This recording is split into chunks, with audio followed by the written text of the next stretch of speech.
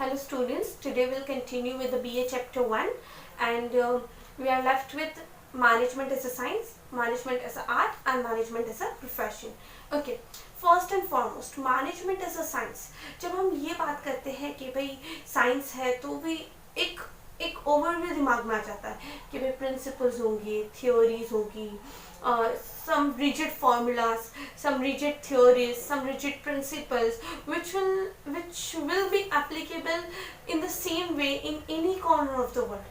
For example, Newton's law, Newton's का law India में जिस तरीके से एप्लीकेबल है उसी तरीके से इंडिया के बाहर भी अगर आप कहीं जाते हो और पर एवरीवेयर ऑन अर्थ सेम तरीके से वो एप्लीकेबिलिटी उसकी रहती है, सेम वही थ्योरी अप्लाई होगा, सेम वही फॉर्मूला अप्लाई होगा, सेम वही चीज लगेगी, तो इट डज नॉट चेंज, वो एक प्रिंसिपल पे काम करता है. ठीक है, इस तरीके से ऐसा माना जा रहा है कि मैनेजमेंट जो है वो भी एक साइंस है which works on the principle, not that rigid principle but somewhere a bit flexible principles on which management is working. Okay, see, so here I'll take the words of your textbook.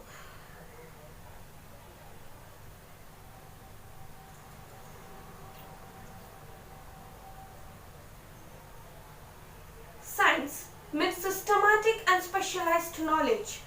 Science is a subject where rules and principles are derived and cause and effect relationship established. I'll break the definition in three parts. First part, science means systematic and specialized knowledge. सबसे पहली बात क्या है कि science क्या है, तो systematic and specialised knowledge.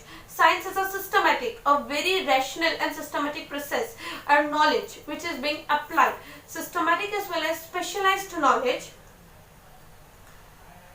Science is a subject. Science is a subject where rules and principles are derived.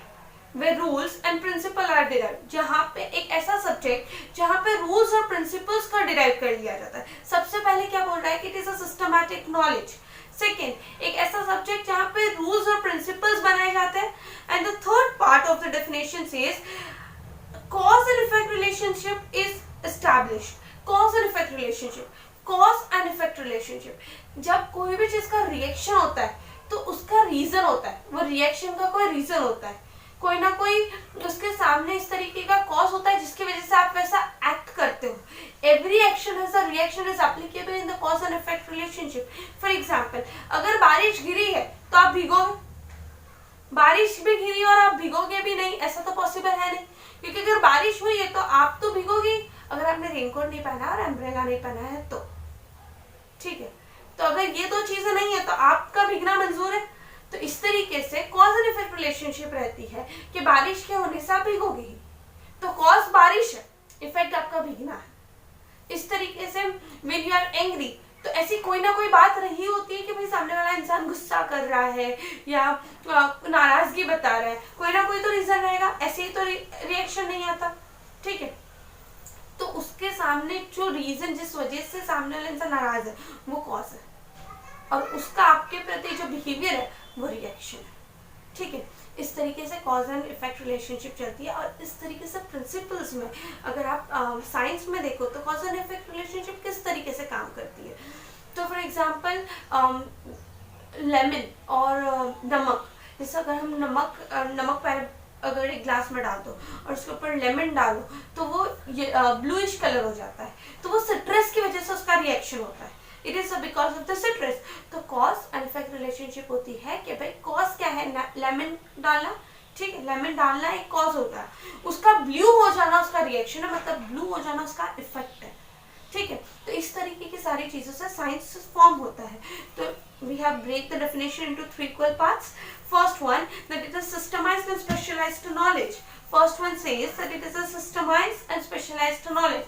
The second part of the definition says that science is a subject. एक ऐसा subject है science जिसके अंदर rules और regulations, rules और principles form किए जाते हैं, रूल्स एंड प्रिंसिपल्स फॉर्म किए जाते हैं. And the third part says that it is a subject which is based on the cause and effect relationship. मतलब एक सब्जेक्ट ऐसा जिसमें कॉज और इफेक्ट रिलेशनशिप का एस्टैब्लिशमेंट होता है. This is how the definition of science goes. Break it into three parts, make it easier. I'll repeat it again for you. Science means systematic and specialized knowledge. Part 1. Second, science is a subject which rules and principles are derived. Second part. And third part, cause and effect relationship is established. Okay. Management too has characteristics of science such as systemized body of knowledge. Management में भी एक systematic चाहिए body of knowledge, मतलब एक ऐसा body of knowledge जिससे managerial उसके functions के बारे में, जो काम आप कर रहे हो उसके बारे में आपको सब कुछ पता होना चाहिए. आप जो काम कर रहे हो उसके बारे में आपको कोई पता ही नहीं, आपको कोई आइडिया ही नहीं है, तो ये तो पॉसिबल नहीं हो सकता. ठीक है. तो साइंस एक ऐसा सब्जेक्ट है जिसमें सिस्टमाइज्ड बॉडी ऑफ नॉलेज चाहिए, और मैनेजमेंट भी एक ऐसा सब्जेक्ट है जिसमें एक सिस्टमैटिक बॉडी ऑफ नॉलेज चाहिए. क्योंकि if you are managing someone, if you are getting work done from others, किसी से काम निकलवा रहे हो, आप किसी से काम करवा रहे हो, तो पहले वो काम आपको बेहतर तरीके से आना जरूरी है. समझ में आ रहा है? तो इसीलिए वो बोल रहा है कि science is a systemised body of knowledge. Then universally applicable, जो हर जगह एप्लीकेबल है. इसीलिए तो कहा जाता है कि आपने फीचर्स में पढ़ा था कि management is a pervasive process and it is a universally applicable process. इसीलिए तो मैनेजमेंट यूनिवर्सली एप्लीकेबल है, और इसीलिए साइंस की एक और कैरेक्टरिस्टिक्स जो है यूनिवर्सली एप्लीकेबल, वो भी मैनेजमेंट अच्छे से सेटिस्फाई कर पा रहा है. Then it is based on collection of facts, analysis, experiments, verifiability of the principle. हाँ, जाहिर सी बात है, आप उसको फैक्ट्स के ऊपर लेते हो, आप एक्सपेरिमेंट्स कंडक्ट करते हो, और उसके बाद आप किसी नतीजे पे आते हो. For example, let's take an example of कि अगर आपके प्रोडक्ट का कॉस्टिंग बढ़ता जा रहा है, तो आप ढूंढोगे कि इसका कॉस्टिंग क्यों बढ़ रहा है. ऐसे कौन से रीजन है जिसकी वजह से आपका कॉस्टिंग इंक्रीज हो रहा है और आपका प्रॉफिट मार्जिन रिड्यूस हो रहा है. तो ये कहीं मैनेजमेंट में रिजिडली नहीं दे दिया गया कि हमेशा जब कॉस्ट इंक्रीज हो तो आपको इस तरीके से एक्शन का रिएक्शन देना है, आपको इस तरीके से रिएक्ट करना है.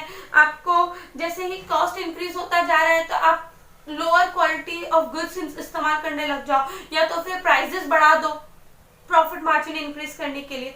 ये सब कुछ फिक्स नहीं करके दिया गया है. आप देखते हो अलग अलग सिचुएशन, आप कुछ इंटरनल फैक्टर्स को एनालाइज करते हो, आप कुछ एक्सटर्नल फैक्टर्स एनालाइज करते हो, और जब इंटरनल और एक्सटर्नल फैक्टर्स दोनों को एनालाइज कर लेते हो आप, तो आप उसका रीजन ढूंढते हो कि ये क्यों हो रहा है. वो रीजन होने के बाद आप 2-3 सोल्यूशंस ढूंढते हो, और जो बेस्ट एप्लीकेबल सोल्यूशन होता है वो उससे अप्लाई करते हो. तब जाके एक थ्योरी बैठती है, तब जाके एक एक्सपेरिमेंट फॉर्म होता है.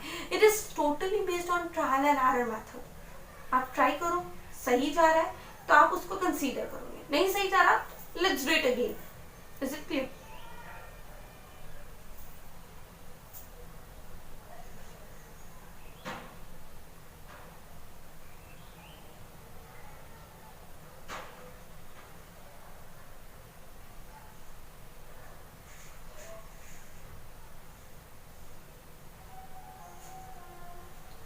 Now, management has its own specific principles. Though those principles coordinate of human resources, machines, capital, method, etc. is done. Thus, management is a science according to George Terry. ठीक है. Actually, basically ये क्या करता है? ये काम करता है कि भाई जो हमारे फैक्टर्स ऑफ प्रोडक्शन है, लैंड, लेबर, कैपिटल, एंटरप्रेन्योर है, जो मैन है, जो मशीन है, मेथड्स है, इन सब चीज़ों को कोऑर्डिनेट करता है. और इन सब चीज़ों को कोऑर्डिनेट करने के लिए आपको मैनेजमेंट की ज़रूरत है, and hence it is known as management of science as per doctor George Terry. Okay, our next topic is management as an art. What is art? Art is basically a theoretical knowledge which requires the practical application. I repeat, a theoretical knowledge which requires practical application. जब आप किसी चीज़ को समझते हो, उसकी theories समझते हो और उसको प्रैक्टिकली अप्लाई करते हो, तो उसमें आपको इंसाइट्स की ज़रूरत है, आपको क्रिएटिविटी की ज़रूरत है, आपको एप्लीकेबिलिटी पता होनी चाहिए, आपको उसको सही तरीके से इस्तेमाल कैसे करना है ये पता होना चाहिए. और एक मैनेजमेंट है, जब आप मैनेजमेंट स्टडीज़ पढ़ते हो तो आपको हर तरीके की सिचुएशंस बताई जाती है, आपको थियोरीज बताई जाती है, and when you enter into the corporate fields you have to apply those theories and strategies into the practical life. Hence, George Terry says that management is also a part of art. So I'll read for you. Art means employment of skills and expertise of individual, but to implement the skill, one should have the theoretical knowledge. I repeat, art means employment of skills and experts of an individual, but to implement the skill, one should have the theoretical knowledge. और इसीलिए मैं उसको one line में आपको बताया, मैंने आपको वही चीज़ जो यहाँ पे लिखी हुई है, मैंने वही चीज़ आपको सीधी भाषा में समझाई कि a theoretical knowledge which requires the practical application. आपको प्रैक्टिकल एप्लीकेशन कब आएगा? जब आपने वो थियोरी पढ़ी है, पर वो थियोरी को आप प्रैक्टिकली किस तरीके से अप्लाई करोगे वो आपको आना जरूरी है, और वो होता है art.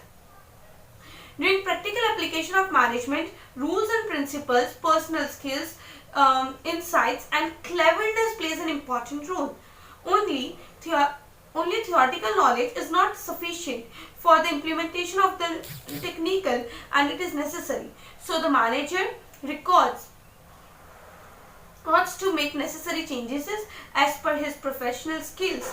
According to George Terry, art teaches us to do. ठीक है. और ये जो मैनेजमेंट है, जो मैनेजरल एक्टिविटीज़ है, जो मैनेजरल स्टडीज़ होती है, वो आपको सिखाता है कि आप किस तरीके से सारी थ्योरीज समझो, अलग अलग स्ट्रेटेजीज समझो. Let's take an example. For example employment. अगर आपको एम्प्लॉयमेंट का रेट देखना है कि भाई how much is your attrition rate. Attrition means number of employees leaving your organisation.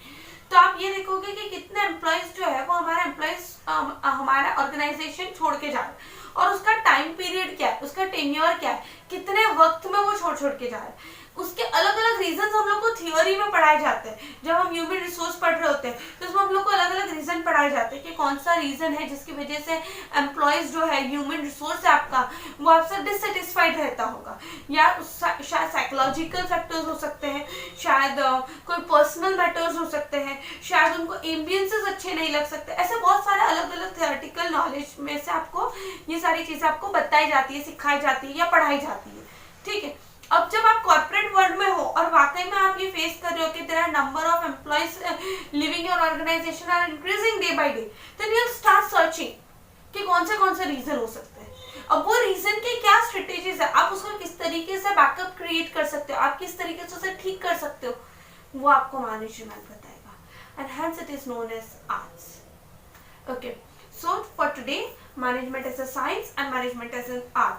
In next lecture, that is for tomorrow's lecture, I'll go with management is the profession, as management is profession also consists of some points. I don't want to take everything in one phase. I'll break each and every part into different phases. I'll take 2 or 3 simpler topics at once and 1 difficult topic at once. So management as profession requires some time, requires some understanding, which we'll be doing in the next video. Thank you so much. Have a good day.